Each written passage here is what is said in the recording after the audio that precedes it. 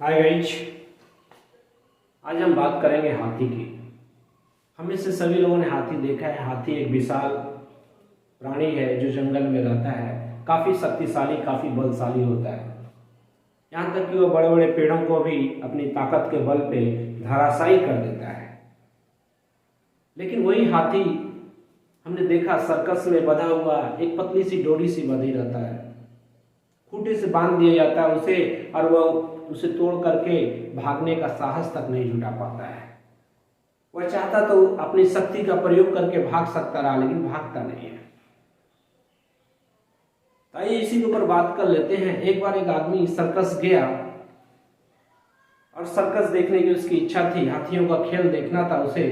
जब वह सर्कस में पहुंचा तो उसके पहले उसके मन में एक इच्छा जागी कि क्यों नहीं मैं चल करके देखूं कि इतने विशाल जीव हाथी को लोग किस तरह से कंट्रोल में रखते हैं। क्या उसे पिंजड़े में रखते हैं या बड़े बड़े सिकड़ों में बांध कर रखा जाता है? आखिर लोग इतने बड़े हाथी को मैनेज कैसे करते हैं, उसको रखते कैसे हैं?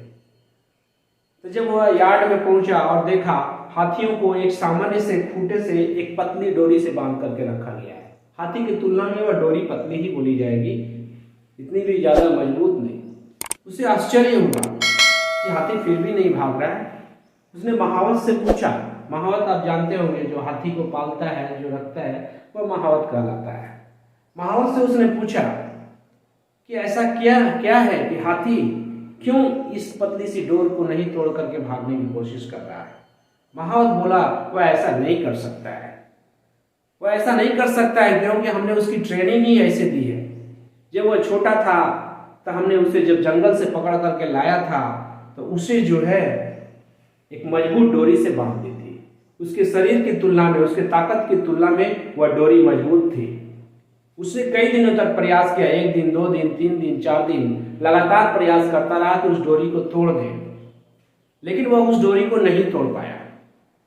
अंत में उसके दिमाग में यह चीज बैठ गया कि यह डोरी इतनी मजबूत है कि वह इसे नहीं तोड़ सकता है, और इसी सोच के साथ यह हाथी धीरे धीरे बड़ा हुआ।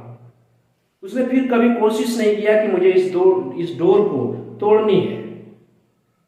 बस यही जो है, जो उसके दिमाग में जो हम लोगों ने बैठा दिया, जिसके कारण से आज तक वो इस डोर को तोड़ने की कोशिश नहीं करता है। दोस्तों, इस कहानी से हमें एक शिक्षा मिलती है। वह शिक्षा यह है कि इनिशियल स्टेज में, अपने आरंभिक दिनों में हम लोग भी कुछ न कुछ ऐसी कोशिशें करते हैं अपने जीवन में, और जब असफल हो जाते हैं तो वह असफलता हमारे दिमाग में घर कर जाती है, और हमें भी कभी कभी ऐसा लगने लगता है या हमारे दिमाग में बैठ जाता है कि हम इस कार्य को नहीं कर पाएंगे, यदि करेंगे तो असफल हो जाएंगे। बस यह असफल होने का जो डर है, जो हम कई बार जो अपने पुराने दिनों में असफल हो चुके हैं, और यह असफल होने का डर जो है हमें नए कार्यों को करने से रोकता है।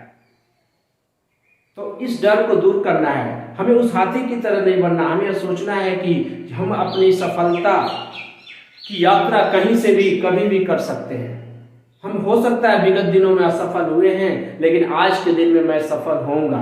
हमारा आखिरी बार, हमारा कौन सा बार कब सफल हो जाए कोई नहीं जानता है, इसलिए लगातार कोशिश करते रहिए। उम्मीद करते हैं छोटी सी कहानी आपको पसंद आई होगी। इसे लाइक, शेयर और सब्सक्राइब कर दें। हाथी से जुड़ा हुआ एक प्रश्न है कि हाथी जो है, हाथी का जो मालिक होता है उसे क्या कहते हैं? हमें कमेंट बॉक्स में आप लोग जरूर बतलाएं।